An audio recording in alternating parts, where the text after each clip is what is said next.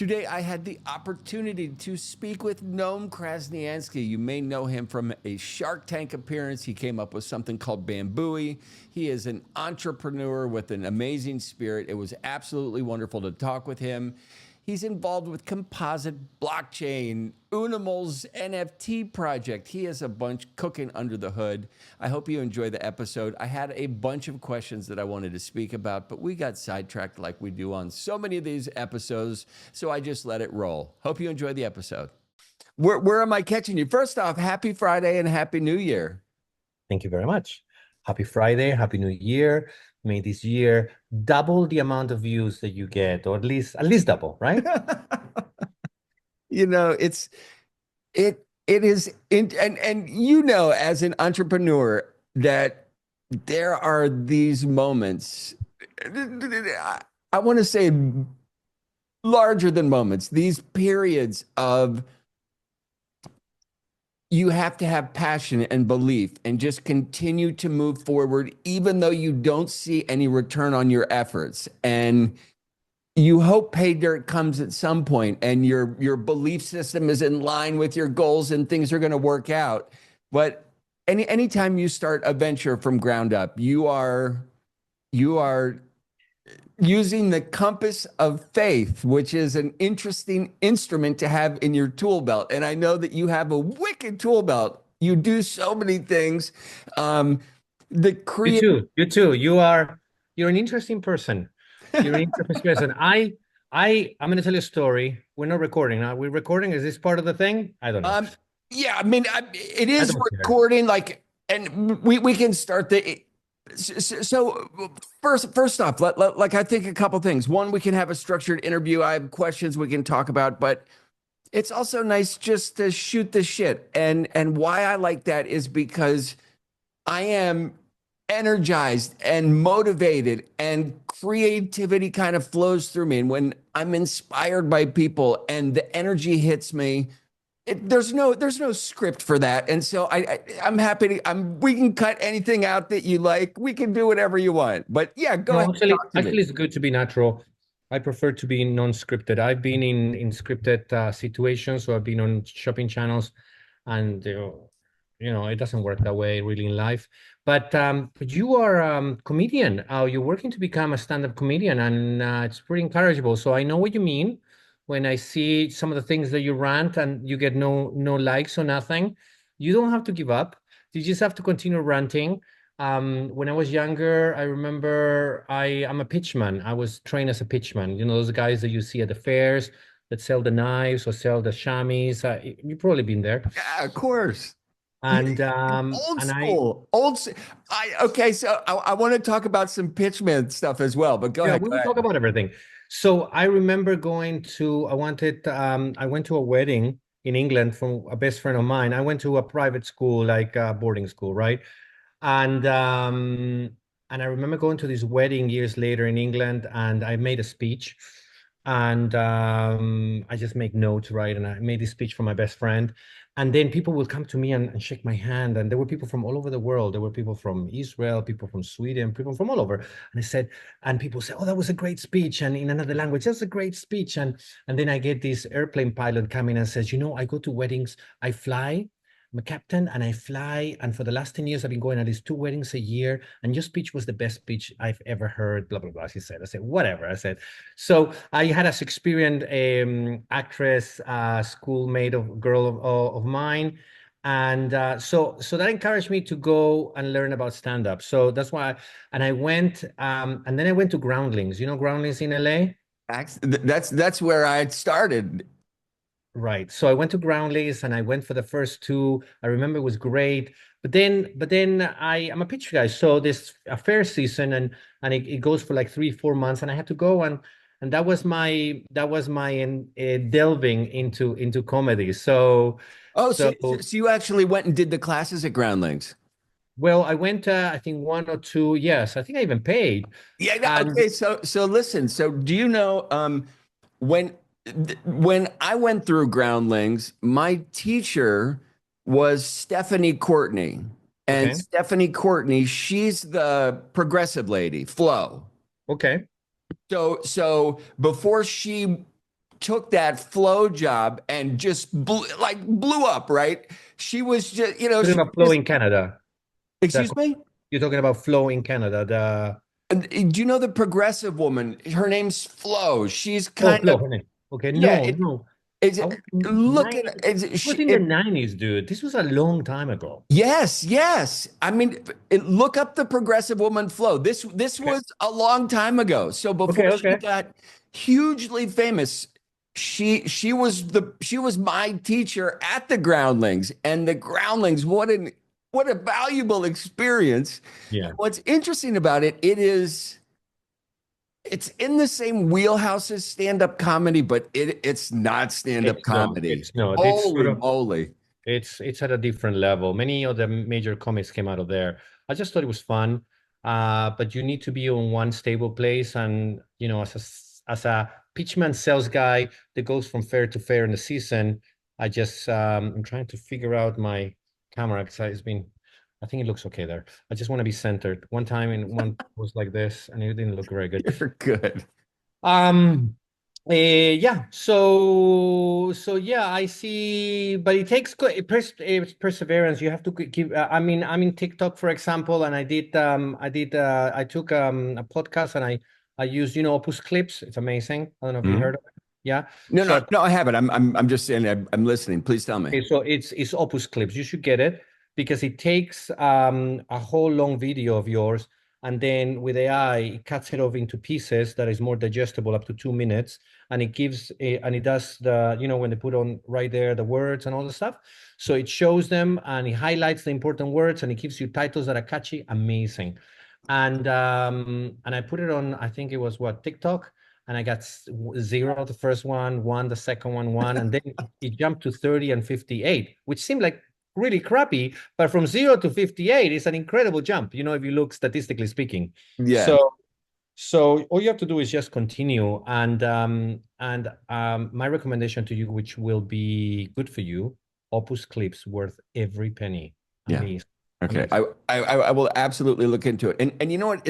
This is interesting as well. So I've kind of gone at this entire process from another angle. Most people started on TikTok or YouTube. I started on X, right? So I I had know. I mean I've it's seen not you. I've seen you. You are NFT buff. You are even in what is that called? The group, whale group, the people that have influence. I've seen your group. I looked at you. I looked at everything. I said, okay, I'm gonna do this guy because well, and it's interesting. So this is what I think about the X platform. So we're just seeing the introduction. They included Grok as their AI counterpart, and it was for subscribers. Now it's for everybody.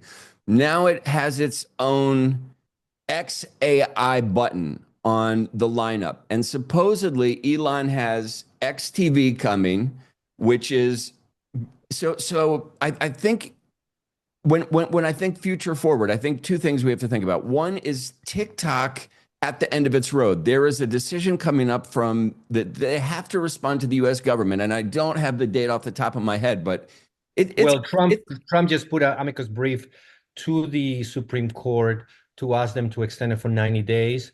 Mhm. So So that he's might, trying to work something out.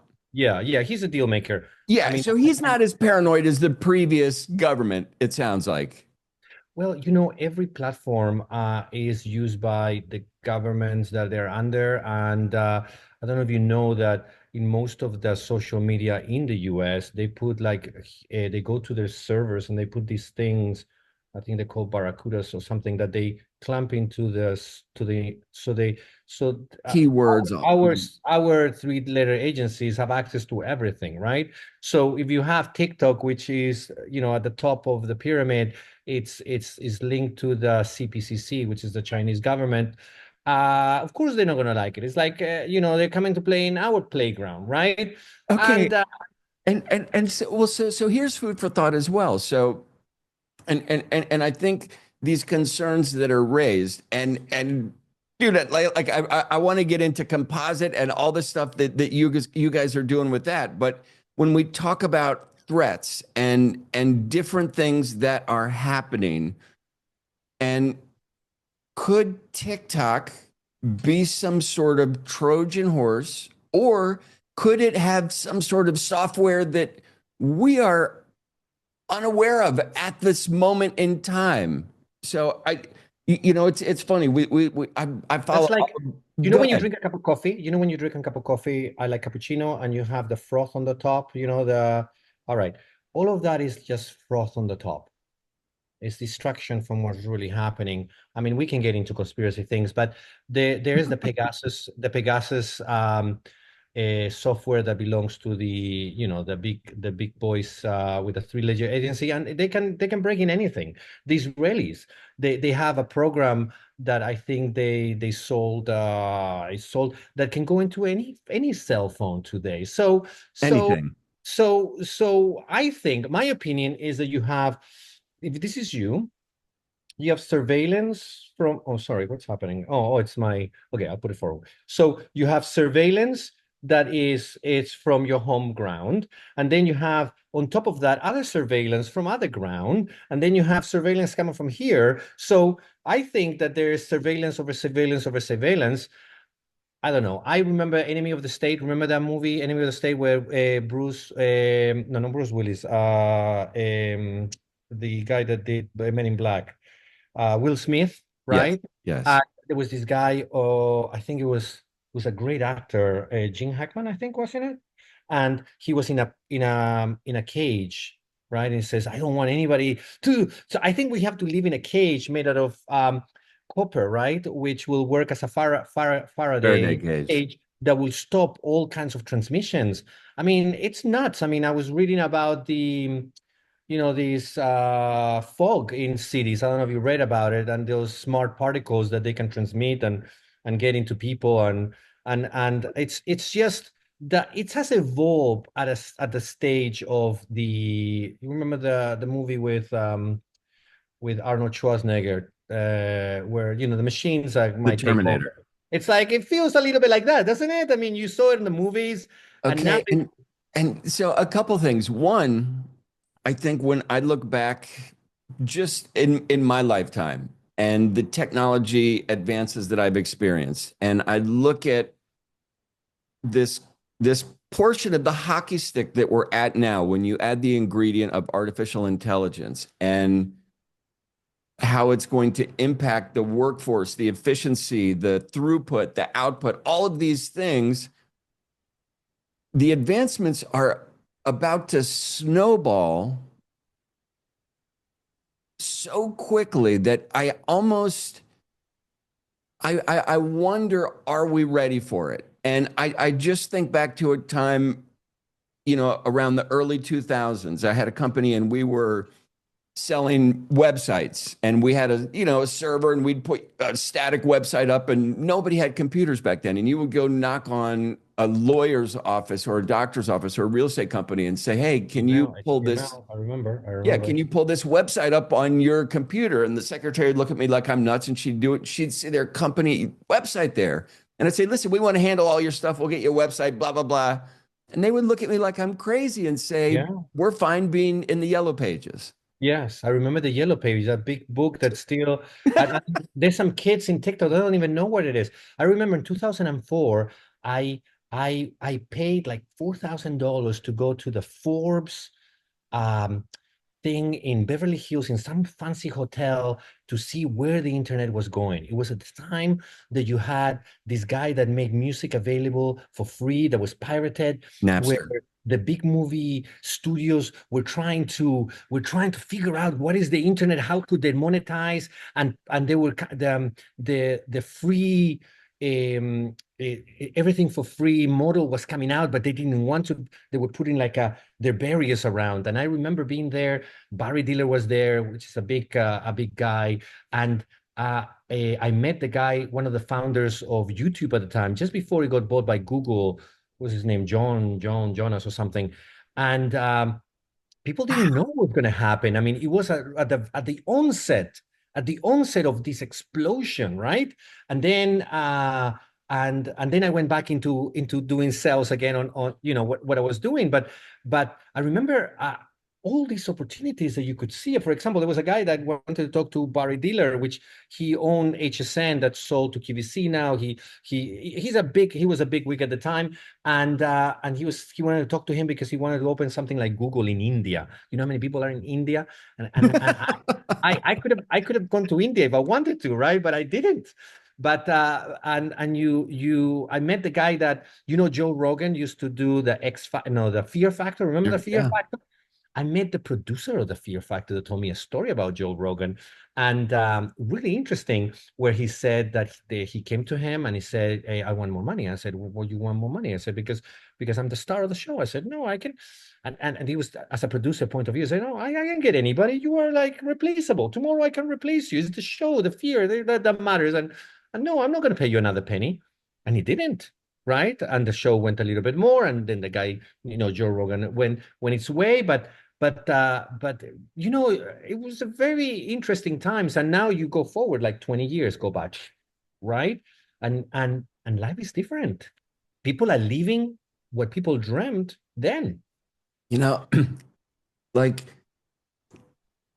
and I've talked about this before. I mean, we are rapidly approaching this time where possibly your kids or your grandkids will grow up and they will never know how to drive a vehicle. They will never get a driver's license. It's too dangerous. I think that the lower class will always know how to drive, but it will become this thing for the well-to-do that, no, I don't have a license. Are you kidding me? No, I don't know how to drive. That's ridiculous.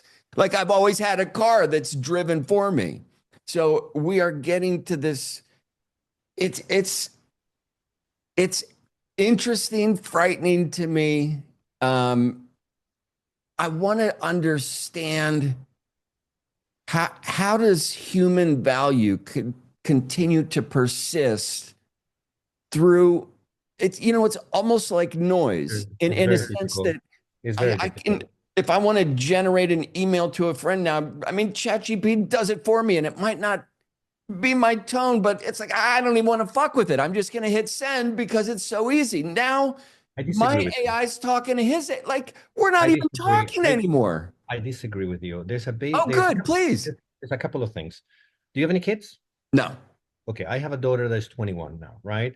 She was the little girl and stuff like that. And there's things that she's never seen, right? That we have lived through the generation of the 80s and the 90s and the 2000s and even the 70s, right? Because I was born in the 70s. And today, at any time, nobody's ever considered this. The electrification system of the US could come down. Somebody could bring it down, and everything that we know operates over that will disappear. And people will come out and say, what the hell is going on, right? Because they're not living a world of reality. They were living a world of digitality. Let's call it digitality. I I just love made that. that. And some of the kids believe that that's their life. I mean, you don't see kids playing outside anymore. They're all on their phone. So I really think that the social media is not really a good thing, right? Especially for kids, because it doesn't allow them to interact and live a normal life. Like creativity, kids, when they didn't have phones or computers, they used to make up games, and just that creativity alone makes someone grow in their mind, their logic, their ability to I achieve specific absolutely agree. goals. I mean, and the second aspect of it is that it's all based upon electrification, right? What happens if the system goes down, right? Suddenly you have no connection. Now you say, how the hell am I going to talk to someone? Well, you need a walkie-talkie, right? And stuff like that. But there's a lot of but also every time there's an evolution or a revolution in society, whether it is the industrial revolution, whether it is the telephone, whether it is the fax machine, not a crazy concept for kids now, right? Where you can send a paper information and it transfer and another paper comes out, right?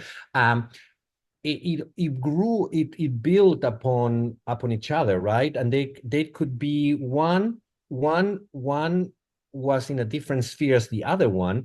But then some of them, companies that like Xerox, right, became obsolete because they didn't innovate, right? So what's important, I think is that you have a buildup, and that's how society advances. It builds upon each other, knowledge from before, like 200 years ago, right? Right? The concepts, different concepts, right, about circuitry and computers and any case maybe, and it builds upon. And today, that's why we are where we are, right? Because we have built upon that, and whoever didn't innovate and continue going up, they disappear as a company. Look at eBay. eBay is nothing of what it could be, right?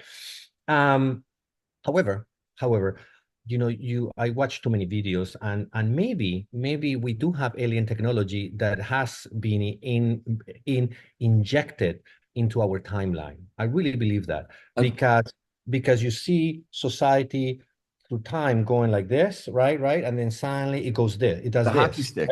right, It's exactly, the hockey stick, like you call it, and it's in every, and they said, what was the telephone company, the big telephone company before it was broken down and then put together again. The Bell. government, Bell, used to be given supposedly information that they took out the crash sites, and then they developed things, and they have all these dark programs from the USA and whatever, and most of the advancements have come from military and then given to society. Now, was that to be done um, using capitalism and free will? I don't know.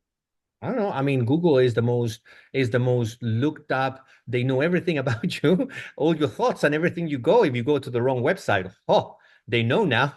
So I think it's a combination of things. But at the same time, where before things were more controlled, the media was controlled, right? The everything was on TV. Was first 4 channels, then it was 10 channels, then It it was was funneled. maybe, It was right? funneled. Exactly, it was funneled, it was controlled.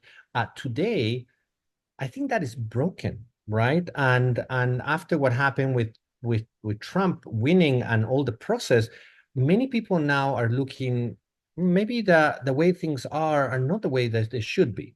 So I think there's two ways of looking at it. One is a glass half empty, right? Oh my God, is the beginning of the end of civilization, right? And then you see all these topic movies. I mean, that's what they want to put in you. Like, my God, it's the end of the world. You better, have a whole bunch of ammo there in the shed, and have water and food, and believe me, I have a solar cooker, right? I went through a period where, oh my God, the world is going to end, and you know what? Fuck it, I'm going to buy everything that I need, and just in case, right? Just to get over it. But then you have the possibility that maybe is the onset of an amazing time where new spheres of things are going to be coming, right? And and also I see many, you see many videos online that say it's a time of enlightenment, that things are happening, and then there's dark versus good, and then religious, beliefs do good and bad, and all I know is I call the world of assholes and the world of good people. Excuse I'm being so blunt, but at the end is, what is your world? How do you live your life, and what choices do you make that take you in your path? Because you have the path of other people, the path of the whole world itself, and then you have your path and the decisions that you take to be happy. Because at the end, it's just about how happy you are. If you're in front of a TV for 10 hours and then your eyes are purple and then your eyes are all red and you're feeling like shit, that obviously doesn't make you happy, right? So I, at the end, and then comes back to AI. You're thinking that it's going to be controlled. AI will never be controlled by AI, because there needs to be someone that can take a decision. Okay. AI, Okay. So a couple things. One, I think we're both stressing the loss as we grew up with and we knew it, and the importance of human interaction and not being connected to a digital device and being present in different situations. There's absolute value to that, and we lose that going digital. What I am saying about the AI stuff is just like you think there are assholes and nice people, another way to look at it is there are leaders and followers, people that are just happy to, okay, tell me what to do. I'm happy to do it. I don't give a shit. I want to schedule when to go to work, when to eat. Like I don't want to buck the system. And there's a shit ton of those people. Now we have AI.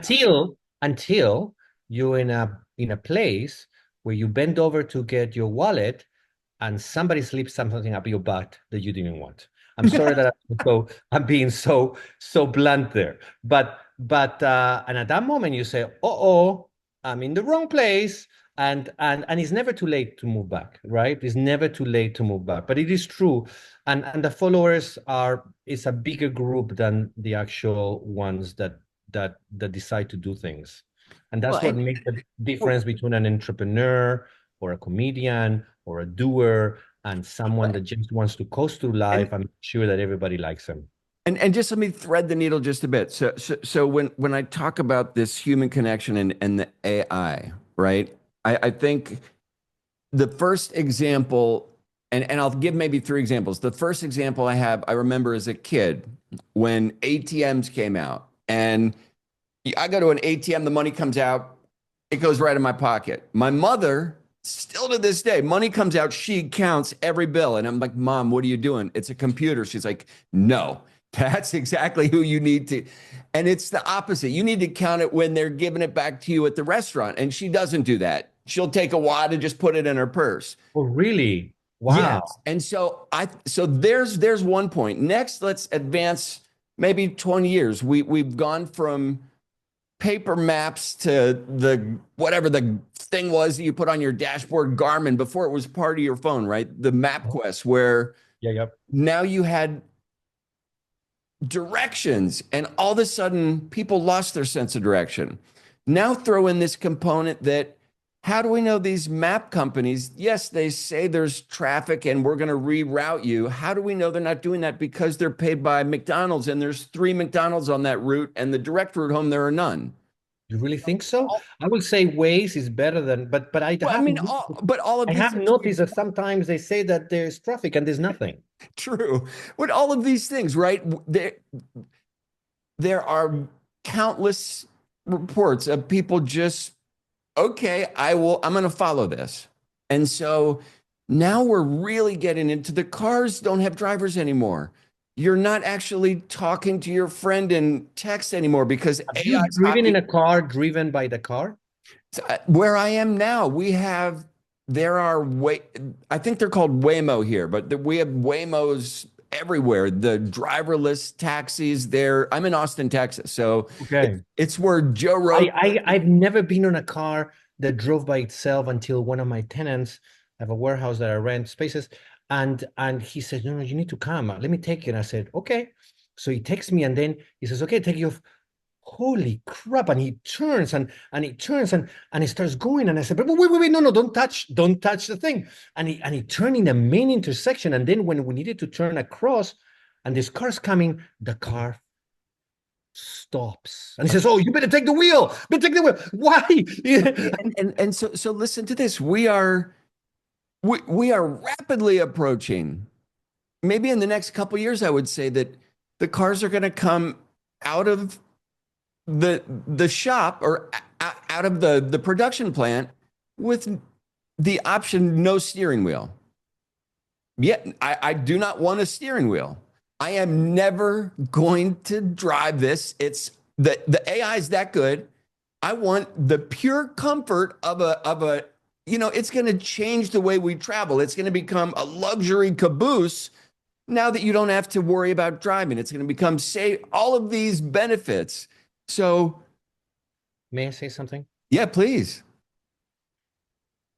This thing where you said luxury is being sold to the American people since the 50s. Absolutely. My God, luxury. This is going to make your life easier. You're going to have to retire. Now you're going to retire and do nothing.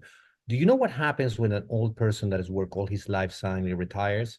If he does nothing, his lifespan reduces dramatically and he dies. Yeah.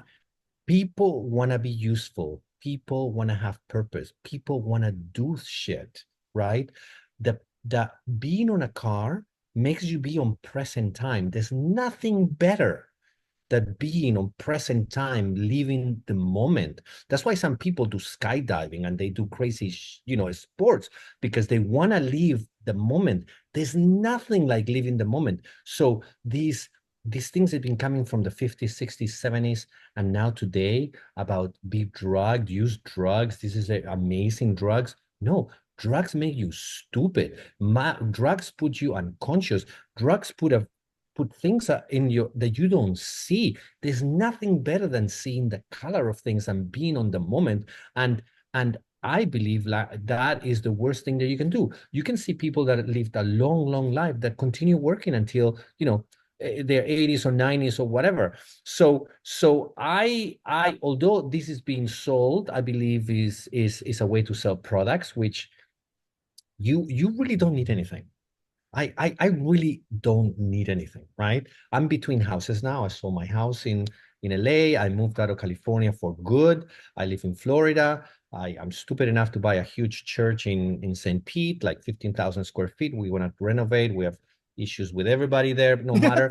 Now that is an interesting project for me. But there's nothing more exciting than living the moment and accomplishing a goal. That's what makes people happy.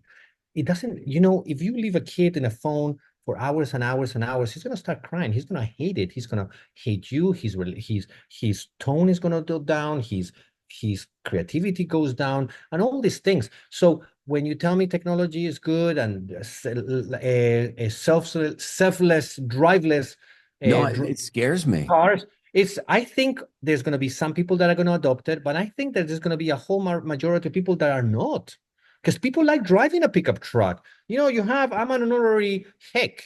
I have a pickup truck, okay, and I love my pickup truck. I have a Silverado, and man, people let me come in or not come in when we used to have a small little, zippy car. They don't have the same kind of thing. I mean, that is just my opinion, but I do think there is a world. There's so many people out there. There is a world for people that don't want to drive and want to look on their phone.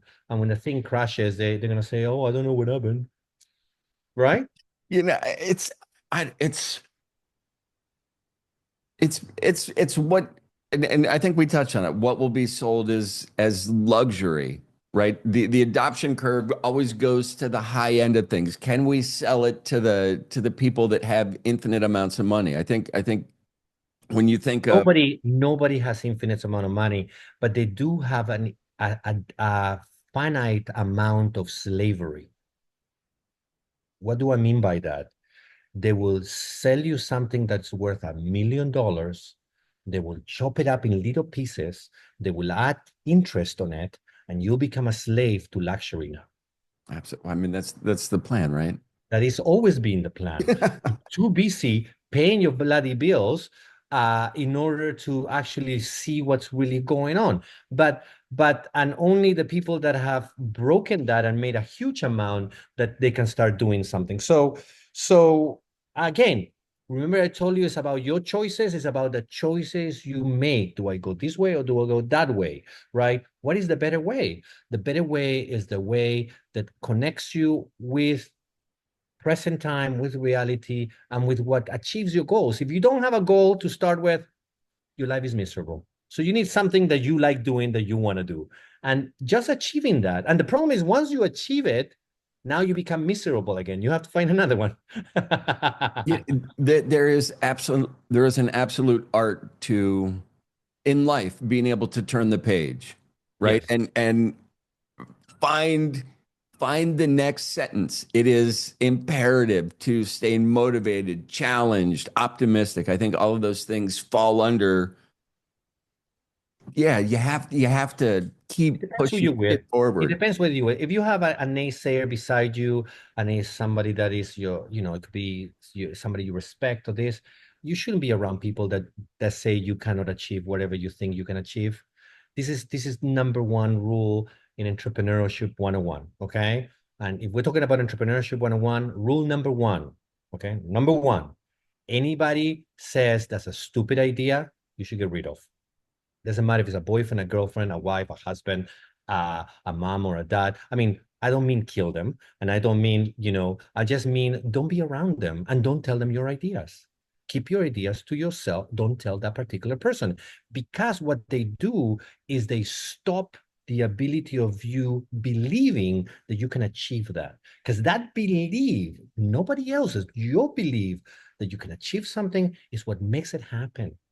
And so I want to touch on two things. So one, I want to touch on how you got started as an entrepreneur, but this as an artist, I design, build, I do many different things. But when I know. you create a piece I've of seen art, I saw your pyramid. I think you had a pyramid that you made. yes, I saw that, and I there's saw things. You are a creative person, and you do it through NFTs late as of late. I've seen digital images. I've done I do all physical kinds of ones, things. and also through voice and commentary, which all is good art. All contributes. All is important, because the artists are the people that do the dreams, and the entrepreneurs are the ones that make them happen, right? And we're all living in a dream, basically, because somebody else dream everything that we have around us, right?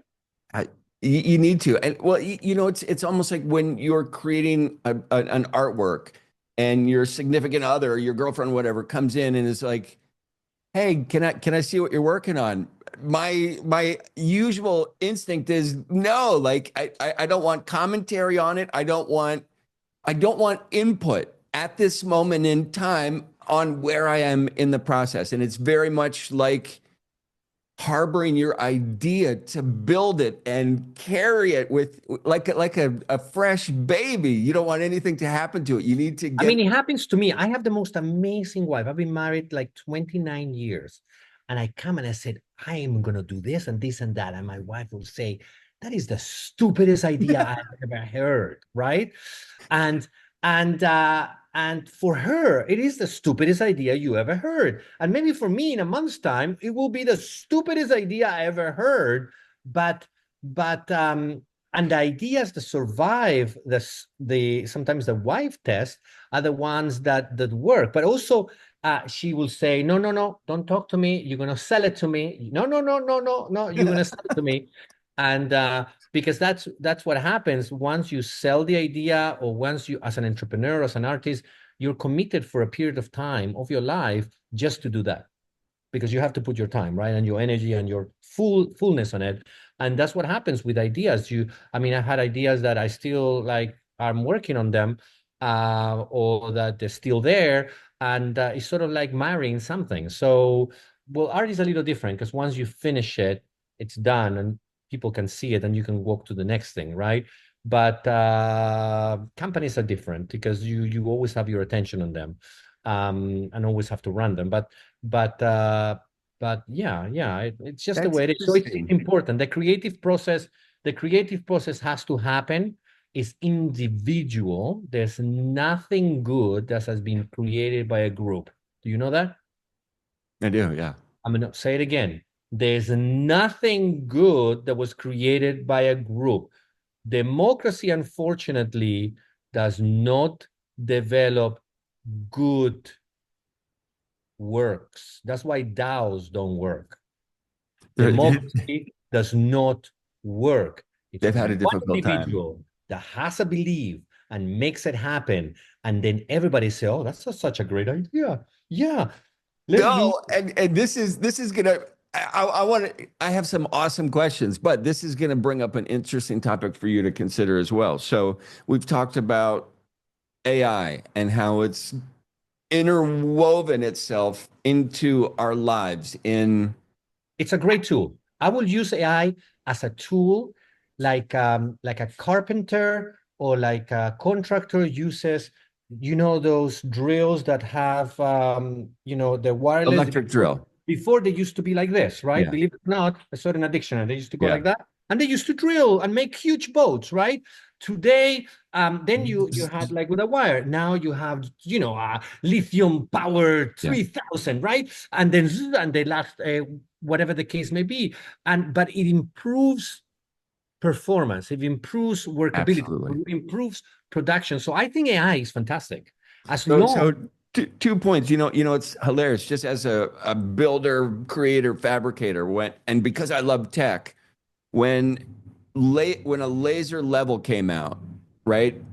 They were maybe like $300, and you'd go to a somewhere where you were building something, you'd put this out and turn on the laser, and the old school construction guys would look at you like, kid, get out of here with that. Like if it's not a 10-foot piece of metal, it's not a true level. That's What about the line? are. I mean, the line where they put powder Yeah, on?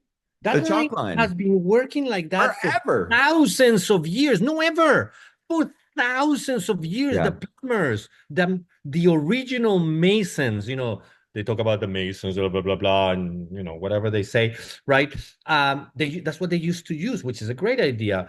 Laser it's great. You can press the button and It's so fast. And when it came out, it was tech that the old guys were like, that's ridiculous. yes. 2 years into the laser being around, there's not a string on a job site ever again at any point for any reason, period. It's so, and Yes. we talked about, or you brought up DAOs, which I think are interesting. They've had a hard time getting off the ground.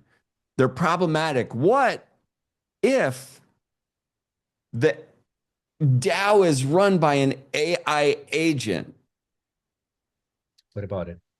Well, It's only as good as the inputs that it has. correct. But if it becomes But it can be autonomous, influenced. It can be influenced. Like look at the AI from I mean, Google so woke. I'm sorry, I almost said an expletive there. That I think Elon Musk was talking about an example where it shows the fathers of the country being, I think, African American or something. it's It's important. This is what's important.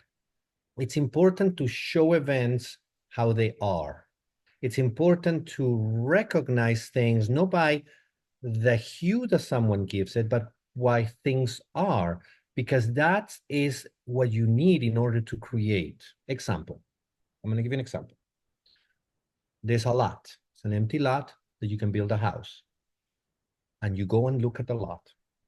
You look at how it is. And then you do tests just to make sure the dirt is right. You have to put some holes and see how the level of the ground, if there's groundwater, whatever the case may be. And you look at information and you look at how it is, not how somebody says, oh, no, this is a great lot. You can build this house. You can do this. You can do the other. And then you buy the lot because somebody tells you, and then you can do nothing, right? Because it's right by the ocean and there's a hurricane and now nobody will give you insurance, right? You have to look at things how they are. And from that perspective, then you can create the future, right? You can, because now you know where you need to get to. So AI for Google is they put parameters that are false, and by giving you false ideas or false results, you cannot actually use the data, which makes it useless. Does that make any sense? Well, it's no different than is the map directing you in a way that is in alignment with businesses that they represent, right? Like these little moments where technology gets the opportunity to just tilt our direction just a little bit. When I'm conversing with a friend and the AI jumps in and says something and I don't want to rewrite it. If we're slowly getting... I did not know that's what you did. I did not know that's what you did. I haven't done that yet. I haven't done that yet. But No, I don't. But for example, I put out a Substack every day, and I use AI to do that, and I will refine my ideas and get interaction. No, I've done that where you look at different versions and stuff like that, but I haven't used it to respond. But I do have a story about you keep talking about maps. When I first came to the US in '94, I was in New York, then I was in LA, and I didn't know. It was completely strange for me. It's like being in a movie. I came from the UK, and I bought a thing called a Thomas Guide. People don't know what that is. And I got on the bus, and this is kind of crazy. Just to get my parameters, I would look at the street on the window. I said, okay, so that's Vermont. and I looked it on the map, and then I saw the next one, sunset, and then I went like that. And that way I got my parameters of the distance of what it represented on the map in real life. And I used the Thomas Guide for a decade. Absolutely. And then like the taxi cab drivers in London, they have to learn this way before, you know, Uber came to be. They know how to, 3 different ways to go a place. So when the maps first came, I thought it was stupid. I said, well, it tells me to go that way, but that's stupid. I can go around here, do that, and I'll go half the time. And you know, because when you know it, it positions you in space and gives you control. Absolutely. You follow the GPS, but today I don't do that. I'm here in Florida in a place called Seminole, and which is right in the middle of the peninsula, you know, right across the bay from Tampa, that got hit by hurricanes twice. I'm still alive. And I know a little bit more about it, but you rely on the GPS to tell you what to do. But this is the thing. The decisions that sometimes it presents you have to be made by you. And you therefore, you have to know something in order to make a decision that is smart. So AI can help you. It's a tool. Absolutely. Right? Absolutely. But let's even go back to the map thing. So there was an interesting progression, right? Where we went from the Thomas Guide, which if people are listening, every single vehicle had this spiral notebook. You had it in their back seat, and you would pull it out and you could figure out that's how you got around. It was about this big. Yep. It's about this thick. Yeah. Yeah. And so what's interesting is, so the internet comes about and Google Maps. They even sold it at Costco. I remember buying them at Costco. Absolutely. So the internet comes out and we get into this Google Maps, and there's still not dashboard maps or navigation available, but there was such this leap that there was this period of time where you no longer had your Thomas Guide in the car. You would figure out where you were going at home, and you would punch it in on Google, and you would print out the directions for the day. I remember that. Now you would have your notes. Hey, we're going on a trip, honey, here, whatever, like follow the map. And you went. If you lost the paper, you didn't have a Thomas Guide. You didn't have a phone. Like, it was this interesting time where immediately I remember at the time we used to sell infomercials in LA. I think I was selling in Spanish. And I remember the Spanish people did not like, they wanted the product, they wanted to receive the product and pay for it, because they didn't believe that they didn't trust you. So we used to make those maps where one house to the next house and print that out. I do remember this precisely. 1990, 98, 99. It was, like the cell phones hadn't become part of our Blackberries. Nobody had things. And there was no map on a BlackBerry. Like, you weren't getting directions. And they did, but it's impossible to read. BlackBerry, for those who don't know, it was a phone. Yeah. Half of it, or more than half, was all like a keyboard to write, and you would see big people writing like this. Ridiculous. Yes. So yeah, I mean the change. So even pushing this into future forward. Like, dude, you're a crazy entrepreneur. Like, talk to me, because you've had a rich, interesting history. Let's talk about kind of what I want to know. Two things. We can talk about what kind of brought spotlight to you, but I want to know about one of your favorite crazy ideas that nobody's kind of given you the green light. Dude, I have books and books of inventions, right? And so it's funny. My first wife, she's one of my favorite people in the whole world. Her name was Sasha. Because I had so many bad ideas, I called her Squasha. Because that was my name for her. Because I would say, honey, listen, and she would just look at me and say, no. Like, that's ridiculous. But I kept a book of all of these amazing ideas. But I understand the wife test. And maybe some of those ideas now are $1 billion industry. Am I right? You said, I thought of that. Absolutely. Absolutely. Okay. So Noam, the journey. Okay. Noam, the journey. I was very lucky to have an amazing dad that although he was working all the time, my parents worked a lot and they moved around and I lived in many different countries. I speak several languages, but I was born in Britain. I was born in Britain, in West Sussex. Um, eh, my first entrepreneur idea came when I was, I think, 7. I was in Costa Rica and I had a neighbor called Carlos, and his dad gave me like a sack of oranges. I don't know, 50, the 50-pound sack. And he gave it to me. What am I gonna? And they're amazing. They taste amazing. I said, I know what I'm gonna do.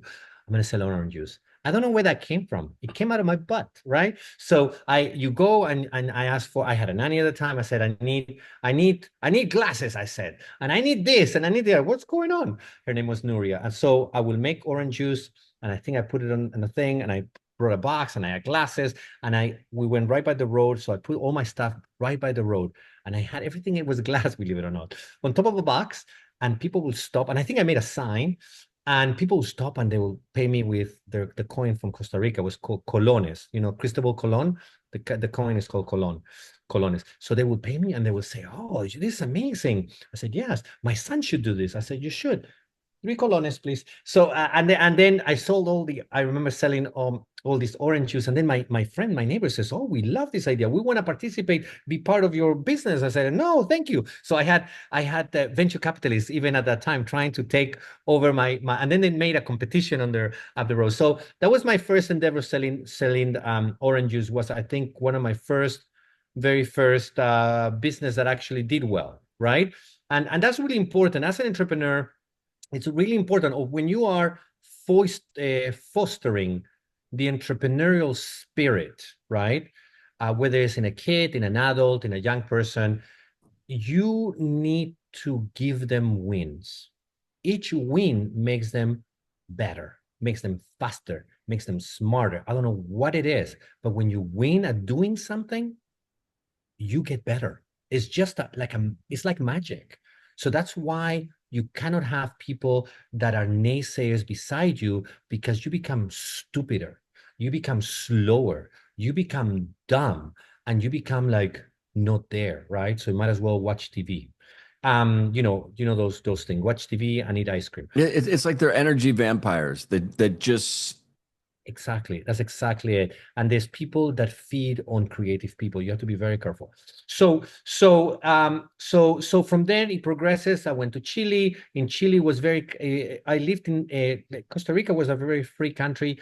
Chile was more, I'm not talking bad about religion in general, but Chile is more a Latin country. The Catholic country is more, the rules are more stricter. It was, the social strata, I was considered high social strata, right?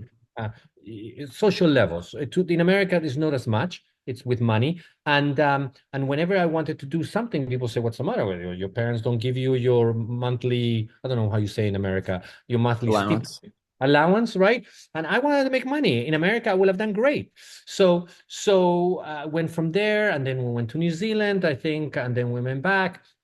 And when it started was, I think, in England. I went back to England to finish my school, and I was going to a boarding school and stuff. Didn't like it very much. And then there was someone that I went to live in my own apartment, rent and stuff. It was better. And then this guy used to come, and he was like a very, very rough guy, like an ex-sailor. Okay. And he came and he will come with wads of cash and he will throw it on the table and sit down and smoke a cigarette and said, "Today was shit." He will speak like a Liverpoolian. "Today was shit." They said, "You want to count the money? Count the money. You want to count the money? Count the." And it was like, let's say, 1,800 pounds. And this is in 1989, when the pound was like 4 to $1 or 3 to $1. You can imagine how much money. That was just from that day. And the next day, 2,000 pounds. The next day, it was a bad day, it was 1,200 pounds. The weekend was 3,800 pounds. And after 2 weeks of being shit and counting money, I said, if this is shit, I want to swim in this shit. This is the perfect shit for me, right? And I was going to school. I was doing what is called the GCSEs levels. And A levels, you go to university. I finished my GCSEs. I went with him. He taught me the pitch. It was a pitch that you do in public. It was DD7, which was a stain remover that came in a tube like a toothpaste, and they used to do a demonstration where it was an ink, and you clean it up, or you put white stuff and make it sort of like the new OxyClean where Billy Mays used to do. And the demonstrations were incredible, and people were used to buy. And he said, he didn't want to teach me. He says, you're not going to do well. I said, why? Because you have an accent and you're a foreigner and nobody's going to buy from you. So I learned his pitch and I did the thing, and I told people, hold your money, hold your money, hold your money, hold your money. And then people started giving money and says, you're doing well. And why is that? Because you have an accent. So I've never worried about accents since then. And that took me, I left school, and then I became the largest DD7 seller, independent seller in the UK, and we sold all over different malls until I was in Scotland, and I fell on the ice. I fell on my ass, and I said, I'm done. I don't want any cold. I don't want any rain, because they have like 30 different words for different types of rain in English. It's horrible. I'm out of here. It is 1983. And in 83, in 94, I landed in New York. I come out. I stayed with my ex-girlfriend. She was going to get married. Don't ask me why I did such a stupid thing. And then I'm looking around, and I said, oh my God, this is like the show Kojak. A lot of people don't know what Kojak is. There used to be a show with a bald guy that used to eat like a lollipop. I said, oh my God, this is amazing. And then 3 days later, it starts snowing, and it snows and it snows for 3 days, and it builds up like 3 feet of snow. And I said, this is horrible. I'm out of here. So I ended up in LA. And I remember going to LA, and I didn't know anybody. My mom referred me to she lived in Israel. And she had a friend there. She referred me, I think. And I lived there for like 3-4 years. The first 3-4 years, I wore shorts. It was amazing. But I missed a little bit the English style, right? Because everything here was freestyle. In England, everything is like very correct and proper. So that's how I started. And then I used to go to the flea markets. I created a product that we're selling in England that was for cleaning carpets, and they spoke Spanish there. This was weird. I was in an English-Spanish country, but if you went to the markets, everybody spoke Spanish. It was like weird. And I spoke Spanish, right? Because my parents were from Chile. So my God, this is a great untapped market. So I remember asking my godfather from England to lend me some money, and a friend to lend me some money, and I made a mold because I was going to sell this. And I really believed in this, and I made this mold with parts, and I found like 12 different manufacturers. I had the foam roller and the brush and the thing. And this is really interesting when you're an entrepreneur. It only happens because you believe it's going to happen, because there's a destination you need to get to then do a certain thing. So I got that's why an entrepreneur, when they say, I don't know, they buy a new business, and say, well, how are you going to do it? You have no experience. Well, I don't know how I'm going to do it, but I'll figure it out. That's why there's no worry for an entrepreneur. An entrepreneur has no fear. It goes and figures it out. If somebody else can do it, he can do it too, right? So we made this brush, and it had a handle, and then I used to mix cleaners I used to buy cleaners and mix it in the bottles. Used to print the label, put it on, go to the flea markets and sell. Amazing times. I used to sleep on the floor in a carpet for like a year or so. It was great. For me, it was great, right? And that's where I met my wife. My wife came from Beverly Hills. Her mom thought that was the worst thing that she ever found, but she could see potential, right? Like when you see potential, big dreams. And here was a guy that had gone to boarding school, had lived in like 7 or 8 different countries before then, was highly educated, had good vocabulary, and he's selling in a flea market to Spanish people, that came over the border, that came for a better opportunity. So that's how it started, right? And that built up to doing infomercials, right? Doing infomercials, we did great on infomercials. Then we built it, and then September 11th came, and boom, everything got lost, right? I'm giving you the long. Let me speed it up. So everything got lost. I thought I went bankrupt. I had to go bankrupt, legally speaking, so that the debt can be dismissed, and because bankruptcy is good also for the people that you owe money, because they can declare as a loss with the Internal Revenue Service. That's what people don't know. So it's important for everybody, really. And then I think I was very upset because I wasn't going to lose. I was going to win. I was a winner. I was going to make it. I was working 18 hours a day. I was going to be a winner. And I wasn't. So it was a devastating blow for someone like that, right?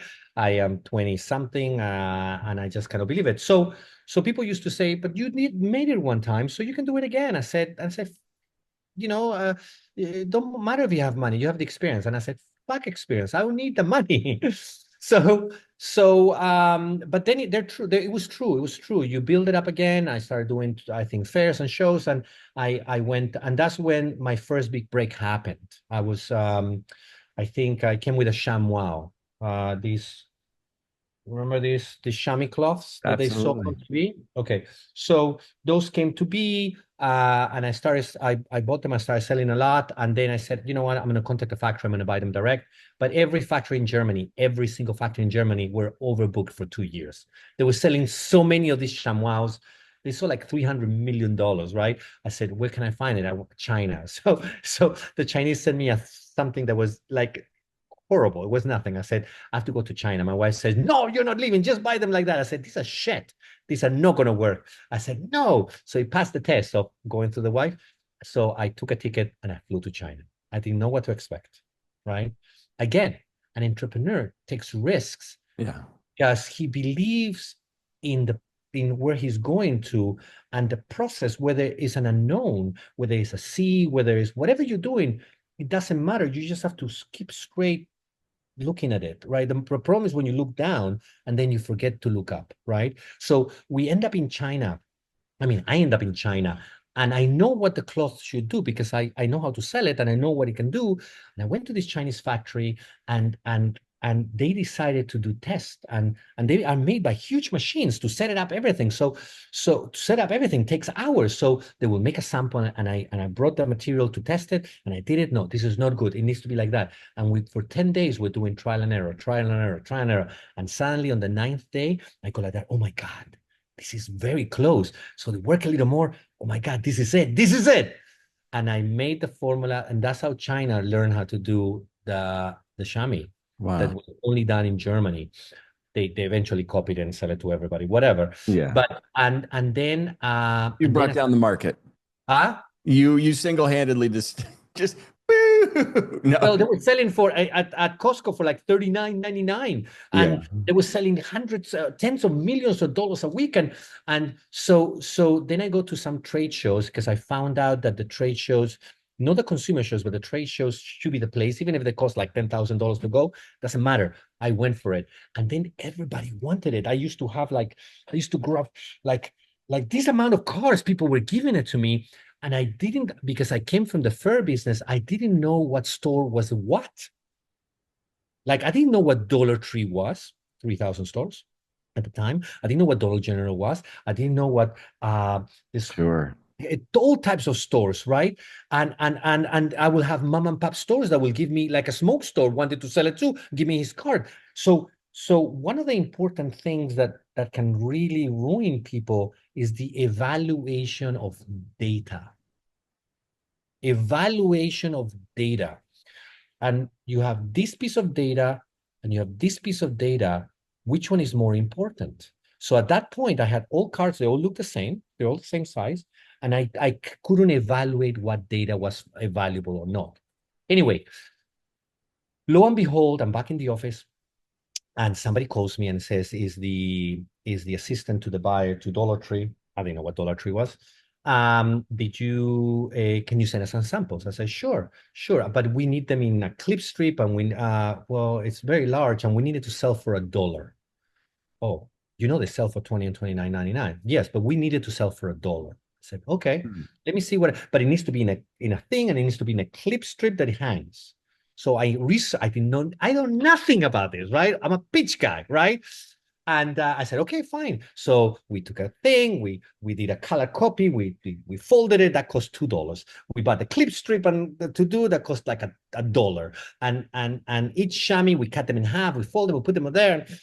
I mean, it cost a lot more than $1 to send to them, but we send them 3 boxes with 4 of them, and we send it to them like this. They said yes, okay. So we send it to them, and And I forgot about it, right? A week later, I receive a call, and the assistant calls, and she says, what did she say?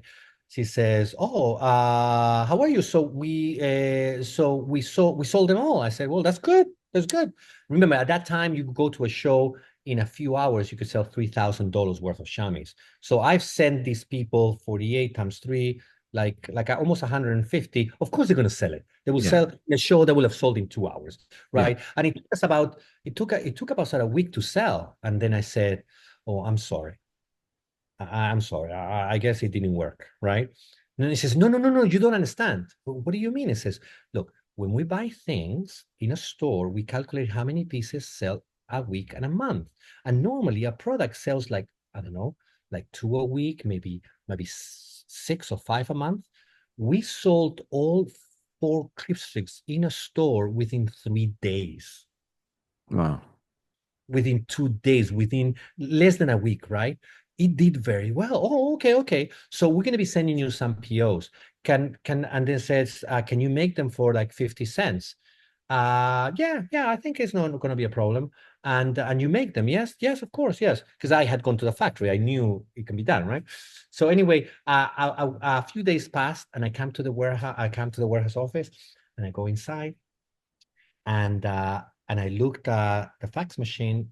It's full of papers. So I looked at the fax machine, and I started looking at the papers, like about 20 pieces of paper, and I start screaming. Right. I just at that point I start screaming. Wah! I work with my wife a lot. She comes in and said, "What's going on?" And I cannot talk, and I give it to her.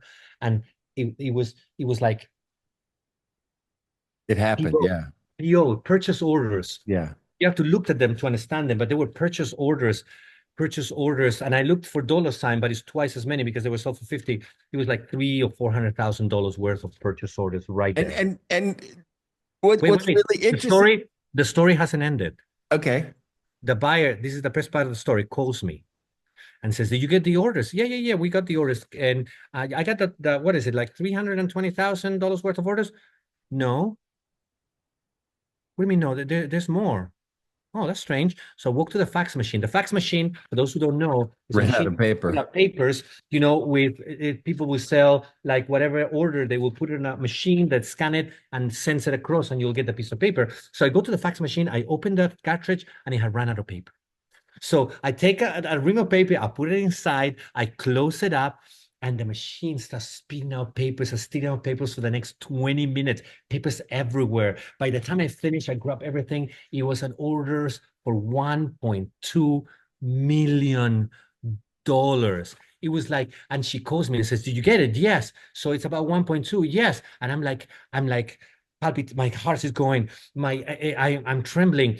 And he's saying, and he says, "So can you produce it?" And not even a second passed, and I said, "Absolutely." I did Of not course. Of know how I course. was. I did not know how I was going to do it. I Yeah. did not know how I was going to pay for it. I didn't.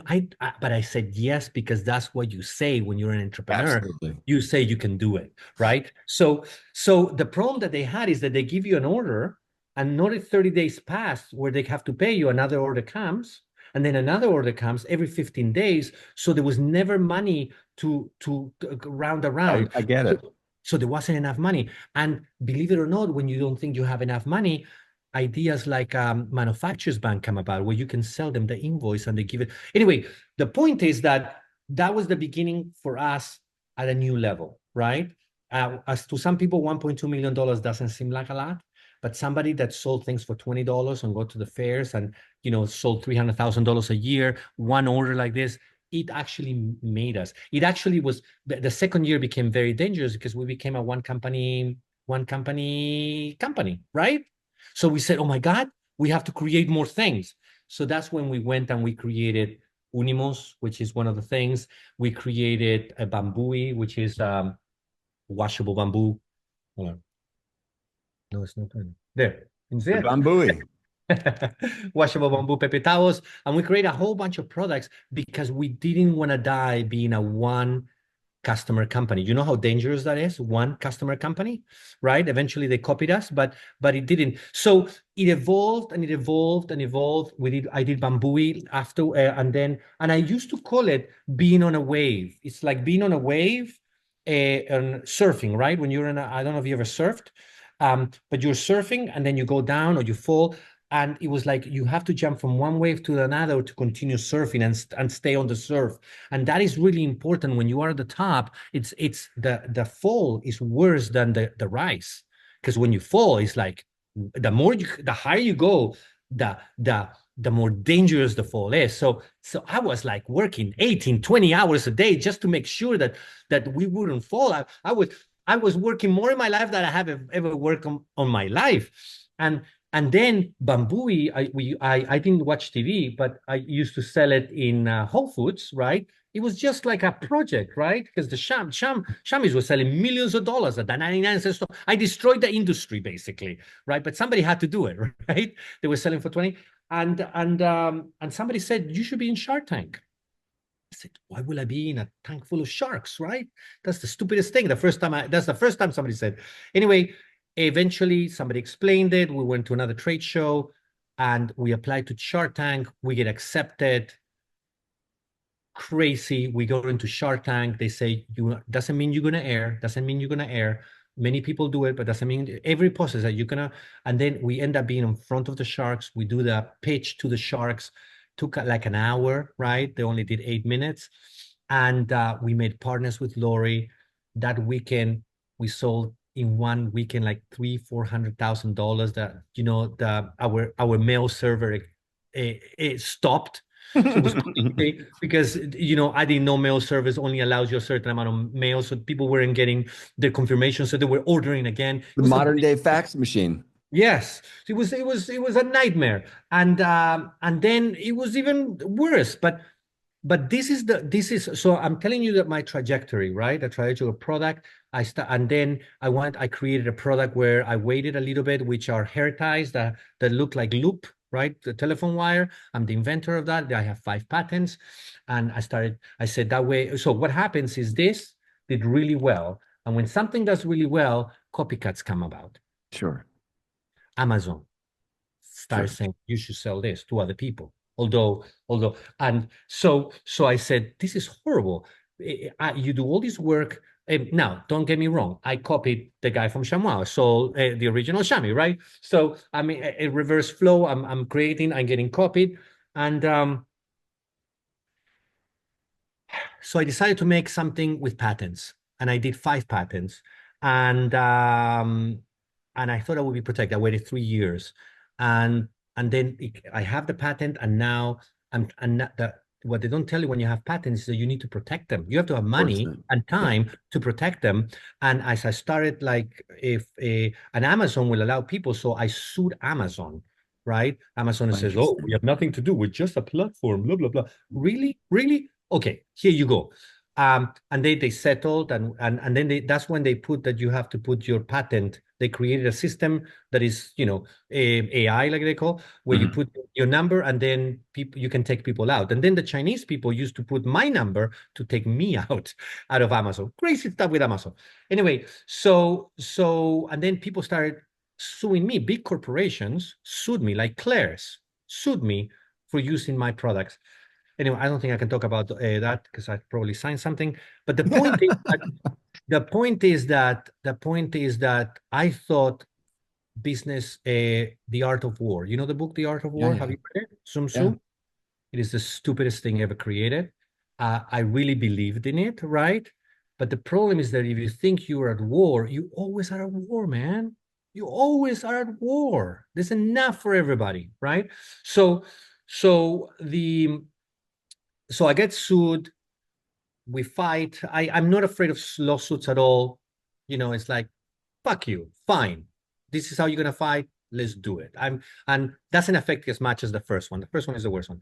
So then I got really depressed because I thought I could protect my creativity and my products with, that's how they teach you, with a patent, right? And then I realized that it's only protectable if you can fight for it, and if they don't find a thing called prior art. Well, the enforcement, it's time intensive and expensive, right? And they can win, and they can win, and they can win. It's not like the patent doesn't mean other people are not going to copy you. You have to catch them. and you have to ask them, and they can sue you, and you can send a letter, and they can. It's just, listen. Even if you send a letter, you get in a lawsuit. It's messy. Okay, it's messy, and it doesn't mean you're gonna win, even if you have all the. That's what they don't tell you. They think, oh yeah, you have you. No, it doesn't mean that. So that depressed me. I was not that I took drugs or anything, but I started thinking of how can I build a company, how can I build equity in a brand, Okay, good. without having Amazon cannibalizing it. Maybe I shouldn't say Amazon, without having a big corporation that sells online cannibalizing it. Does that make sense? Mm-hmm. Because, and how can I build a customer base that is not just one time, but it's a repeat customer, right? Because that is what builds a business. Like a restaurant survives because they have reoccurring customers, right? Not just customers that are one time. I mean, you can have that model, but it's very difficult. So that took me to intellectual property. And I created a whole bunch of characters. You see this character here? This is called Killer the Cat. Actually, that's as an NFT, by the way. I know you're into NFTs. I created about 120 something characters with about thousands of iterations. I created stories. I created 16 basic stories because IP property is protectable more than a patent. Can you believe that? And at that point, I married I married intellectual property with blockchain. Before the NFT happens, the NFTs started happening. I think it was CryptoKitties that blew it out of the water when but there was another one. I forget the one that one of the first ones. Anyway, the concept I forget what is the code in Ethereum. I was already working with that idea. I opened like a studio. I was working just on that because I needed to build something that had equity, and I was going to do it through collectibles and collections and characters. And when that came, I adopted it. I took it because it was the perfect solution where you take an actual real product, which we made things like, this is one of them. This is like a charm, like a you see like that? Made them into charms and pins, right?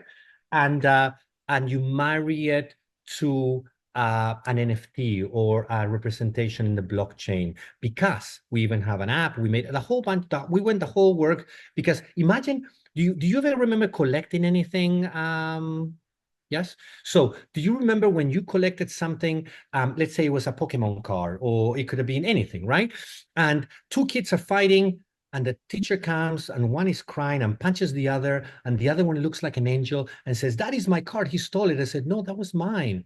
Who's the teacher going to believe? Tell me, who's the teacher going to believe? The one that is not aggressive, right? But the aggressive one is the one that owned the card. And how can he prove that it was his card? It's impossible, right? So what we did is we added. So this is like a case of we created. These are several on them. I don't have individual ones, but they will go in a package. I created technology. I went into money, how money is made. For 2 years, I talked to factories, and I figured out all the different forms of security, which is cover security, forensic security, and overlay security, right? When you take a bill and you touch it and you feel, that's over security. And all of this is to double down into authenticity of products, and exactly, to make a product uncopyable. Yes. Because the problem that we have is when we gave China the ability to be our factory, is when we gave away our rights to intellectual property. Nobody says it, all right? But I'm saying it, okay? I'm telling you, that's what it is, okay? So I created security to the level where I created a machine that will put this together and will put, okay, I'm gonna show you, okay? It's kind of confidence, but this is a security film, right? That has here, it has holograms, right? here, if you touch it, has a thing called intaglio that you touch. There's a type of printing. This will be like the $100 bill where it changes color, right? But it's virgin. Can you see that there? Mm-hmm. So as the charms go on the machine, this goes through, then that this item gets born, a QR code comes in there, and that is the NFT that represents the item inside. So it's that's the process of taking the physical item. They call it and, digi something, right? They've yeah, come with the same idea. digitizing a digital counterpart. Exactly. Yep. So what happens, this becomes it could be the title of property or the digital representation of that. And at that point, this, although it belongs to the company, you get 5 of them, they will get in a box that looks like, you know, a Willy Wonka box, right? It looks like the idea is that looks like a bar of gold. Mm-hmm. And then when somebody buys it, they are on the phone, they become a member, and they click at it, and at that point, it transfers ownership to them.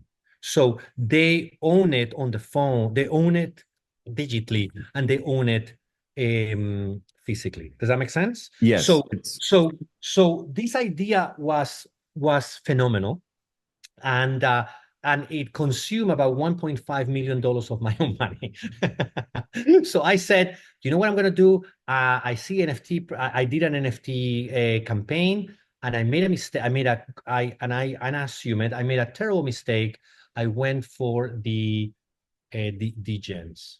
And you know what that is. Some people don't know, which is the degenerates, which are the people that are involved with NFTs, which are a mixture of like stock bond brokers. They're gamblers. Let's say the gamblers. Yes.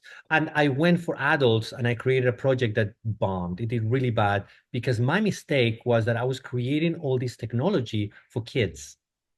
The kids are the ones that love my products, okay? And the kids are the ones that are involved with this.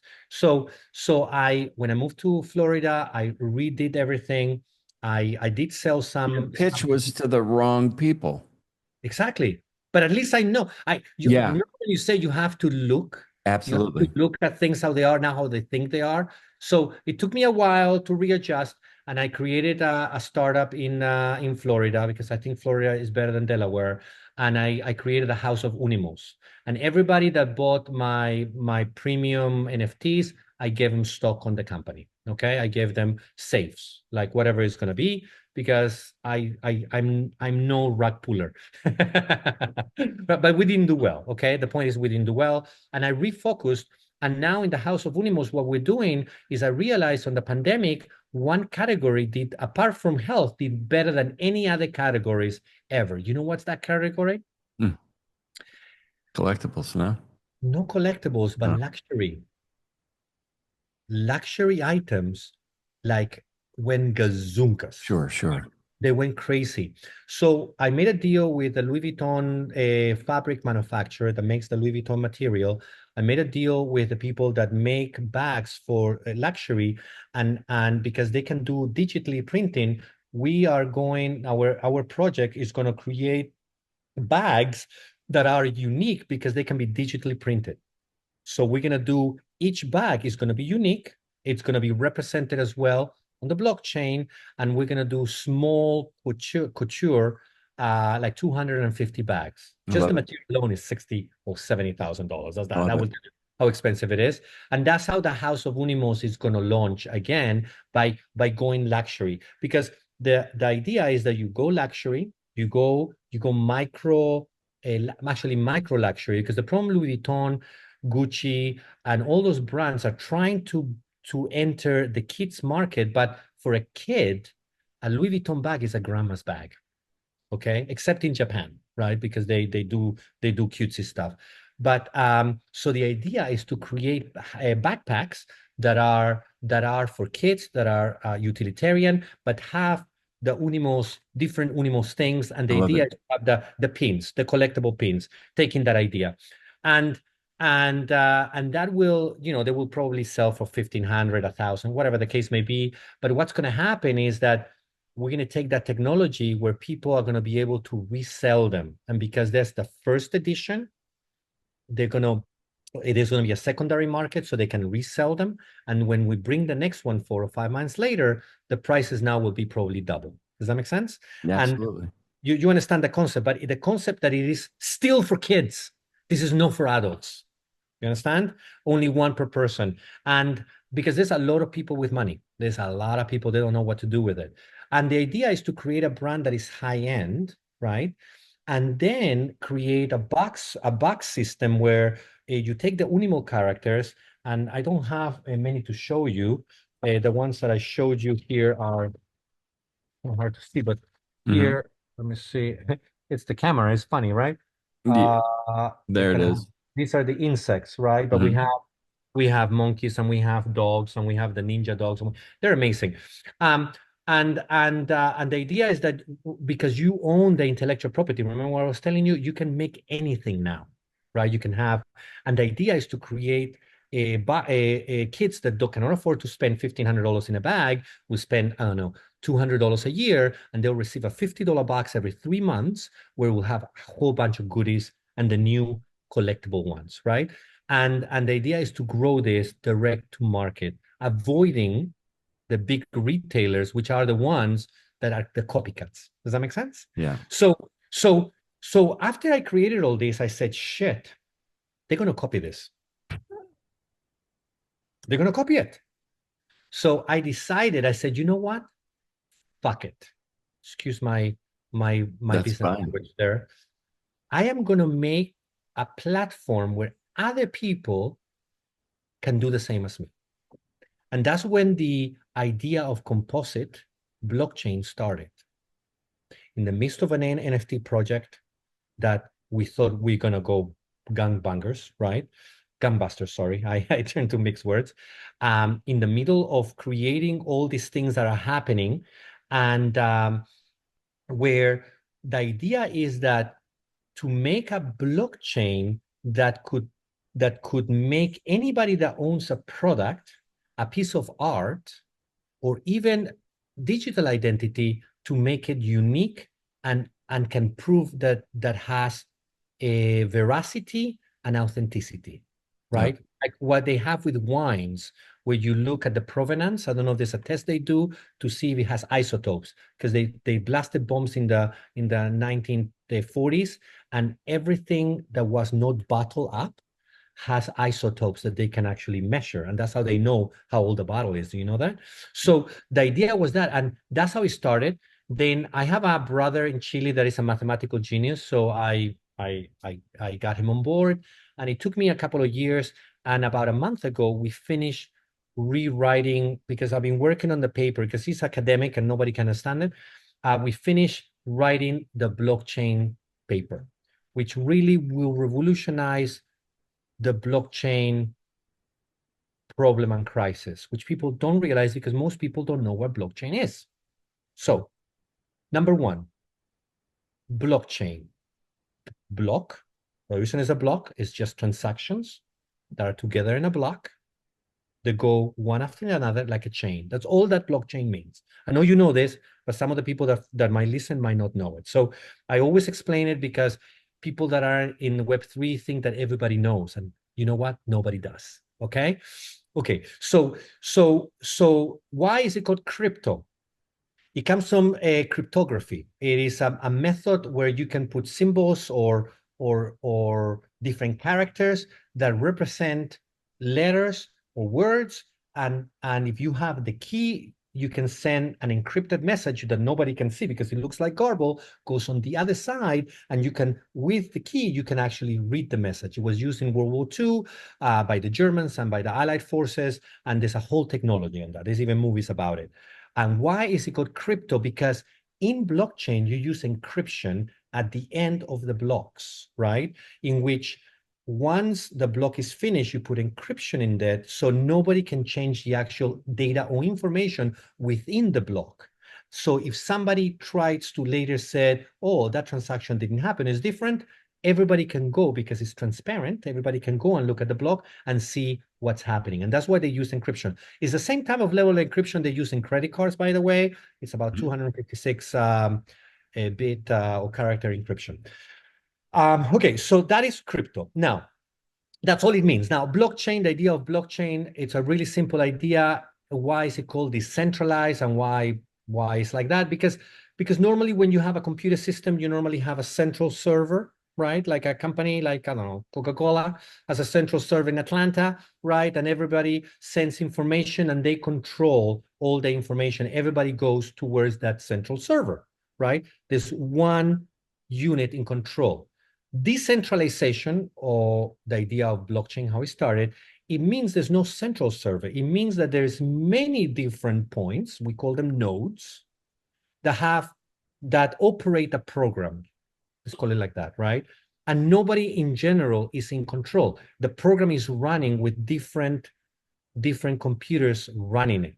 And all that they're running is a thing called a ledger. A ledger is just a ledger. It's just Noam owns the big guy. Yeah. He owns $100. The big guy owns Georgina. I'm just making something up, $10, and it just writes information of what it is.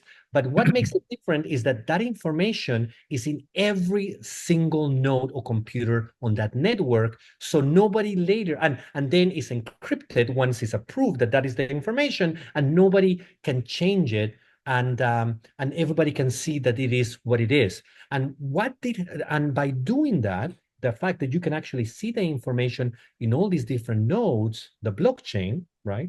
Because they're in blocks, it allows for people that didn't trust each other to now have a level of trust because they use that as their guideline. And that's all this is. That's all it is. And it evolved to something magical, internet money, crypto, my God, what is this or the other? But the blockchain that was created, unfortunately, it no longer is being used, and it is being done for what the purpose it was created for. Okay, that's number one. And number two is, well, that's the most important part, right? So okay, so how am I going to transition? I'm trying to find how I'm going to transition to mine. Okay, so crypto, what people think as crypto are tokens within this network. And the token is like a casino chip. You go to a casino, that casino chip is worth $10, and that's what's worth in that casino. You go somewhere else, it's not worth that. It's only on that casino, right? And the idea was that originally Bitcoin started. What was the year that it started? I think 2007, 9. Today is actually the 16th birthday of the Bitcoin white paper. Today is 16 years old today. Great, right? So that means that was born in 2009, right? I think it's 2009. Okay, so what happens? I'm sorry, I don't know all the data. I'm not an academic that keeps data. I'm not a data person. I'm a person that makes things. So the idea of Bitcoin was created because when you transfer money around the world, or in general, you transact, there's too many stops and vias that take a piece of the action. Example, I'm here in Florida. You're in California, right? Austin, Texas. Oh, Texas. I'm sorry. I don't know why I keep thinking of California when I see you. I must be the California vibe. I was there for a long time. So let's say you want to send money to London, right? So I do a wire transfer. It's called I have to pay $45 international. I'm going to send $100. I still have to pay 45. I say 1,000 is still 45. I send to them because I'm on the computer. Before you used to go to the bank, you have to prove them who you are. You have to show me your ID. They have to open your account. They have to click. Okay, fine. And then you give them the money. They have to inform everybody. If it's over $3,000 these days, they have to tell, the Internal Revenue Service, whatever the case, and then they send the money. You expect they'll get it next day. No, it goes from that bank to a central bank here. It goes to a transfer bank in the middle, and then it goes to a central bank in the UK, and then goes to their bank. So 3 days later, they receive it, but they don't just get it. They have to prove that they are who they are. They also charge another $45, and they have to wait another 3 days, and maybe they have to have it on hold because they don't know if it's trustworthy, and they have to make sure that he's not a terrorist, right? So you wait 7 days to get your money. You get charged $90 from here today to send $100. It is absolutely ridiculous, okay? Because people now live all over the world. So the idea of Bitcoin was created so that I can have a wallet in this system, and somebody can send me, let's say, 1 Bitcoin. Okay, actually, they send me, well, let's not explain how it's done, but they send me 1 Bitcoin. It's not exactly how it happens, but they send me the thing. It arrives in my wallet in a minute or two, 6 minutes max, and now I have it. And it doesn't matter where I am in the world. I already have my money in Bitcoin, right? And it was designed to transfer value. But then what happened? The manipulators, right, of the world, and the people that work on stocks and bonds, they started playing with it, and they started using it as a means, as like it was something that can grow in value, not as a transfer of value. Do you understand the difference? So people that could use it to pay for something, now they wouldn't use it. They will keep it because it's going up in value. And it became a holder of value instead of a transfer of value, as a tool that it was created for, what was created for. Because there's only 21 million that you can make. At the beginning, it used to cost 10 cents. I used to know an electrician that electrified this place. He used to own 10,000 Bitcoins. Can you imagine? He bought something stupid, and he's still an electrician. Today, that's like $100 million. So you can imagine. So that's how Bitcoin started, and it has been perverted to something of value that supposedly is as valuable as gold. And now the same banks and the same global organizations that was supposed to go around are the ones that hold the most and centralize, and they have centralized it in a way that it no longer accomplishes the goal that Bitcoin was created. Okay? So that is Bitcoin. That's the truth of Bitcoin. Today, if I want to send some money quickly to someone, the only place I can go is a coin, what is it called? The one in America. Coinbase. Coinbase. I was going to say base. I wasn't sure. Okay. Coinbase, you can put money in it. You have to wait 6 to 10 days for them to release it. And then only then you can do something. They do KYC. KYC, thank you. And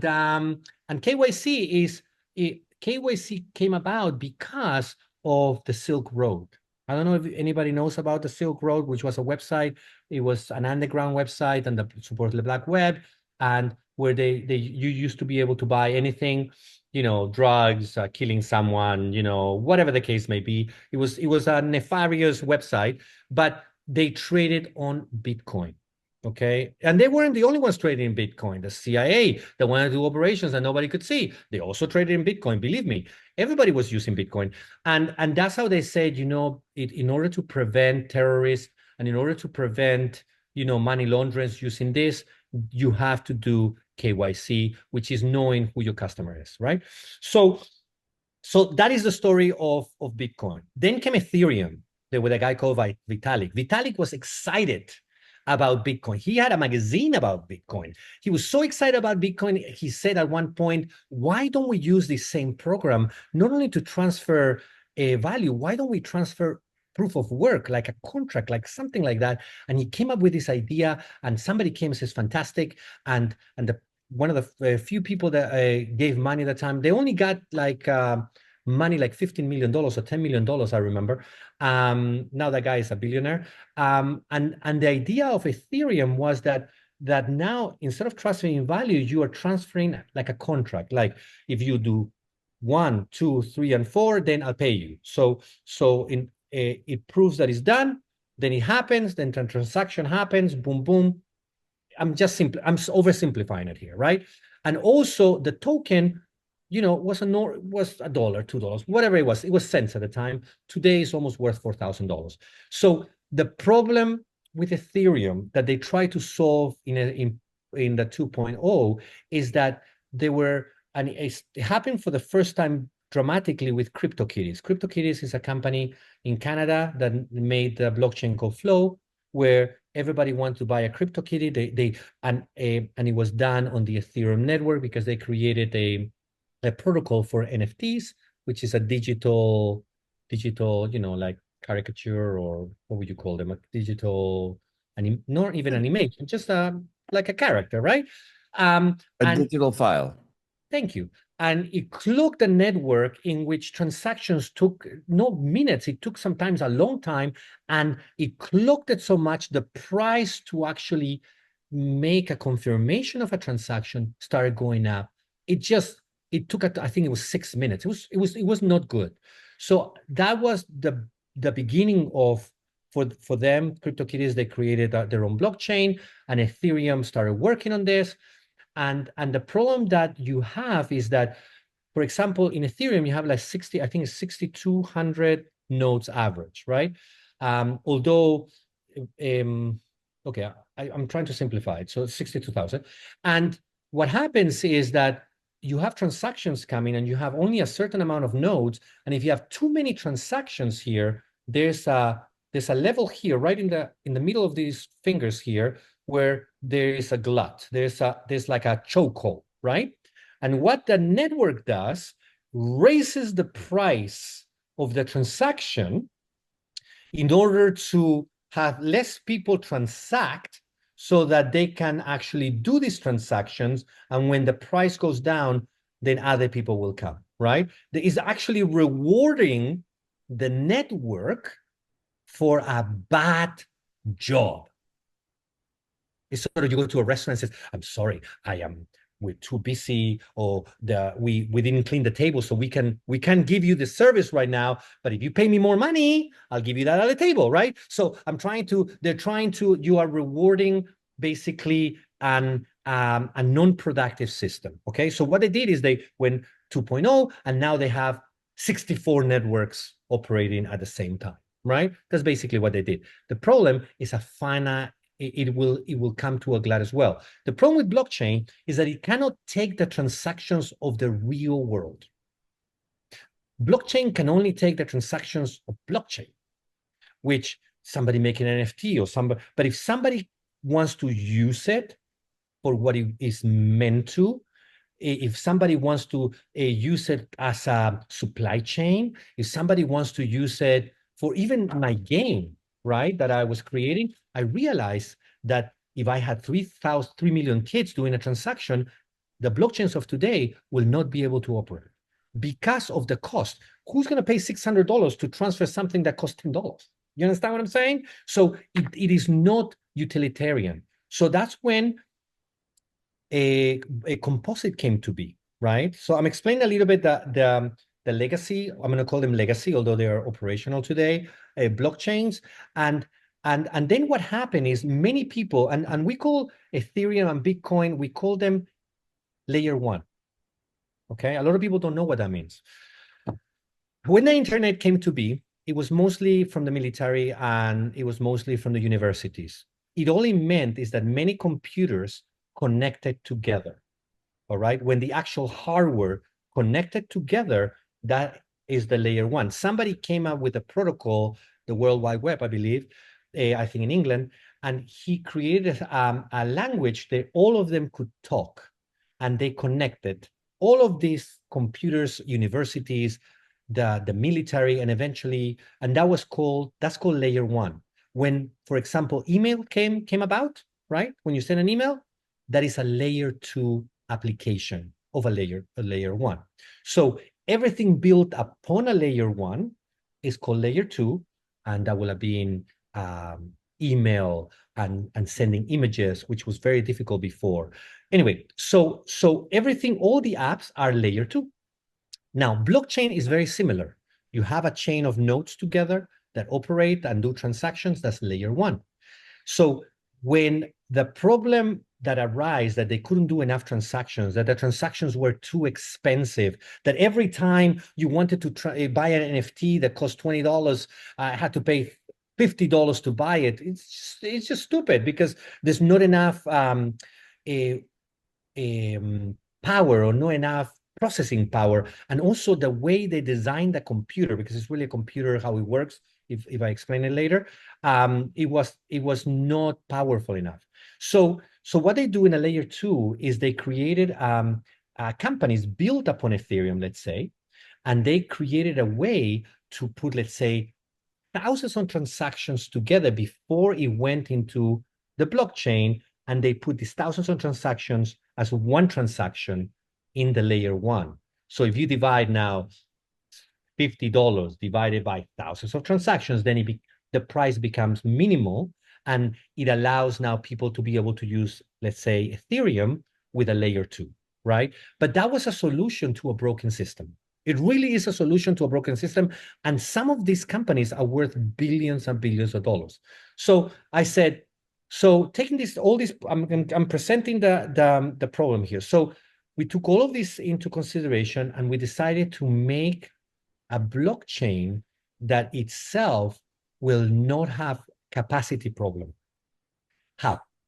First of all, we are not going to have a staking. When you do staking, one of the ways to have a node is to put money or to put the token there. And the more tokens that you put in one node, the more authority or the more you can get back, right? A token can become, so you can put $1 million in a staking and make more money because you stake more, right? But that's not the purpose of the network. It doesn't give you more capacity. It doesn't give you more productivity. It just gives you more money. And money for the purpose of money is useless, right? You cannot eat money, right? So what we decided is that each node, we have 4 different types of nodes. Every user will have a user node, so they'll have access to the network directly and will be able to do transactions directly with the network without having an exchange, okay?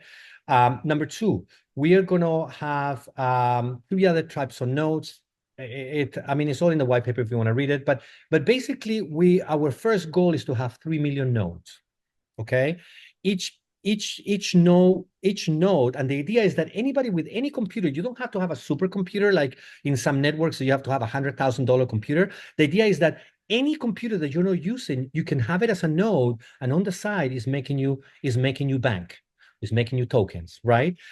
So the idea is to take all that processing power that is unutilized around the world and harness the power of that, and whenever we have a glut, like there's too many transactions and not enough, instead of us raising the price so that the demand goes down, what we're going to do here, if the price is this and this is the demand and we cannot do it, we're going to lower the price in every node.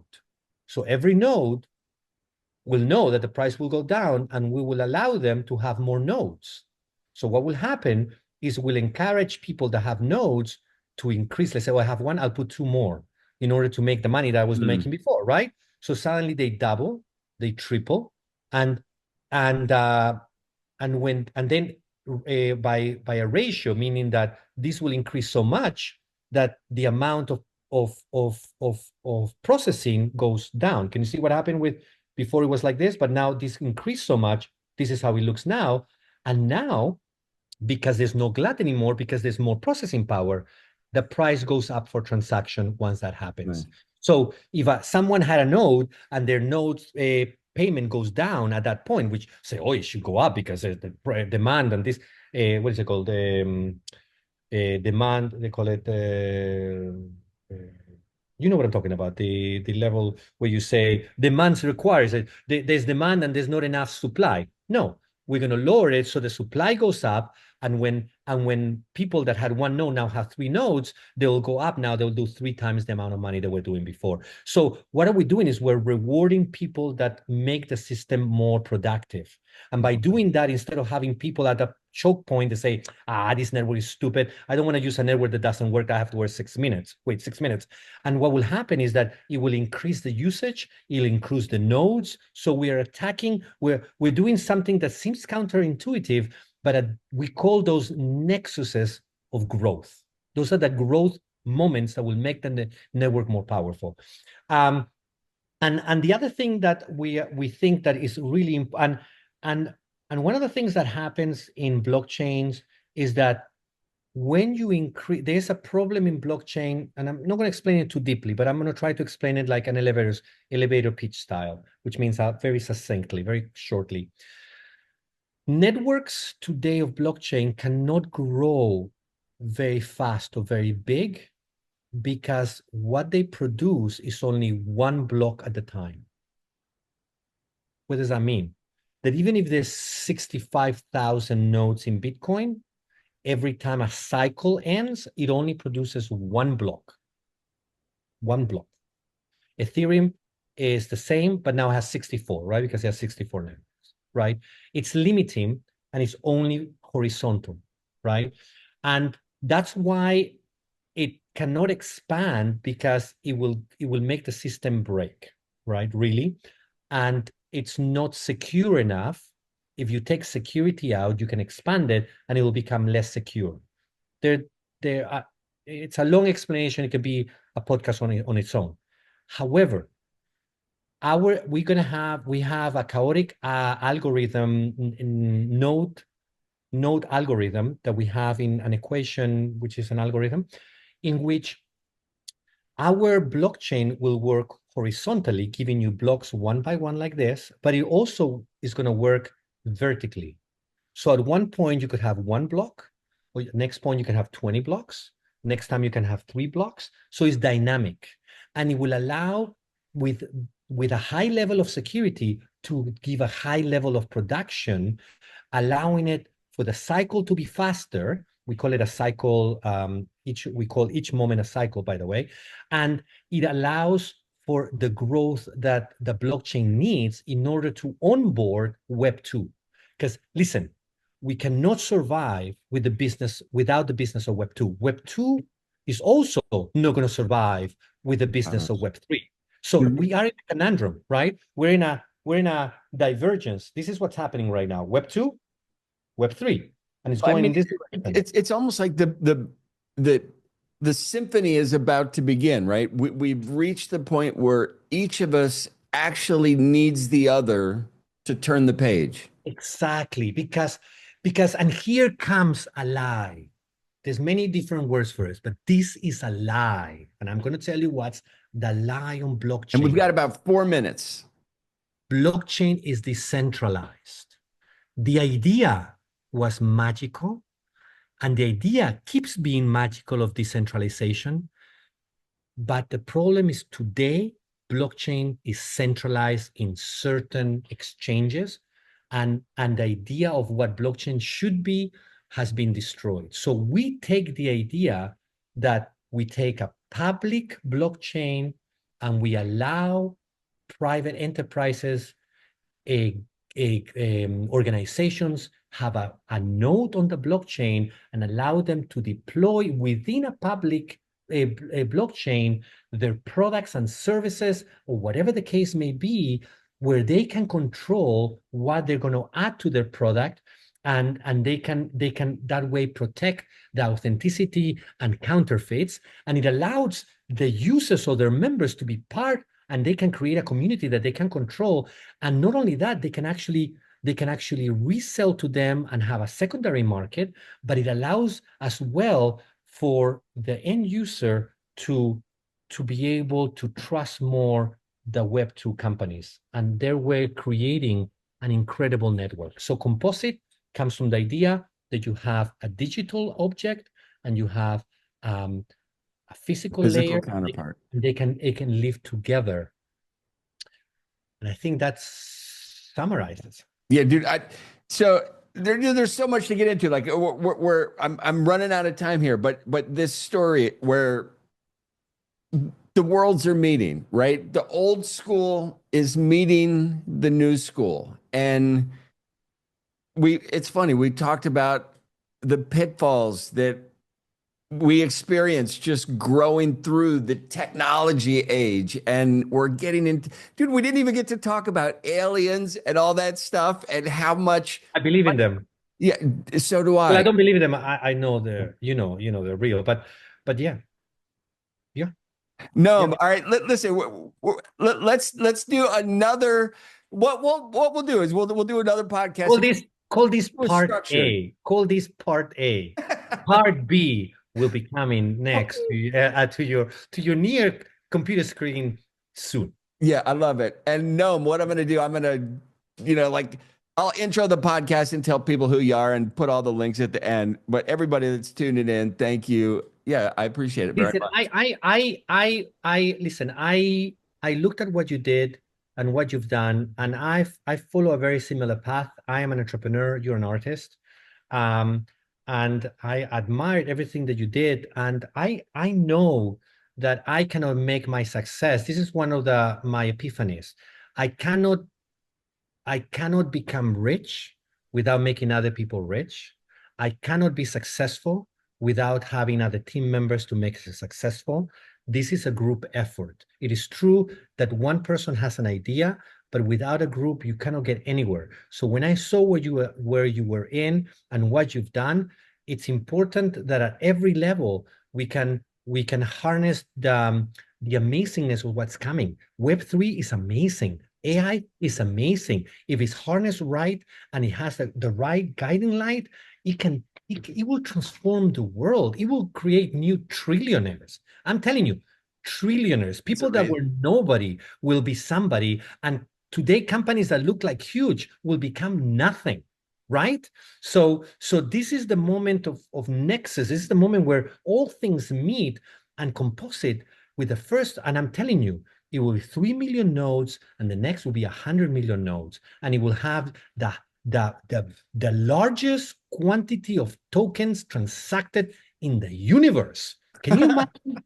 Can you imagine? Dude, I'd love to hear it. I love to hear it. You've got stiff competition. There's some amazing stuff in the pipeline. I know we have stiff competition, but we're trying to the major issue in as you know in blockchain is onboarding. Yeah. Doesn't matter how much an amazing idea you have, if people don't onboard because they don't understand the shit you're doing, excuse my French, and it doesn't mean that they're gonna make any money, and it doesn't feel fair, and it doesn't feel they have some control, it's just not gonna work. I mean, you know what I mean. No, right? like we're going to do part 2 because there's a bunch of things we did not get to touch on that I absolutely want to touch on. It was a pleasure speaking with you. Happy New Year to you and yours. And I can't wait for part 2.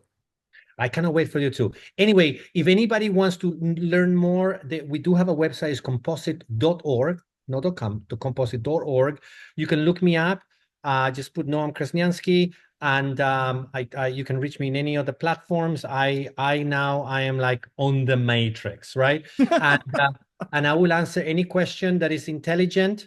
I will also answer some dumb questions. And all I'm saying is this is great time. And I think in 1 year from today, maybe 2 years from today, we could have double the amount or triple or four times the amount that are today on blockchain. And that's what we want. We want onboarding at a level never seen before, right? That's keep your head in the game. That's how we do it. All right, Noam, you're awesome. Thank you very much. It's a pleasure. Bye.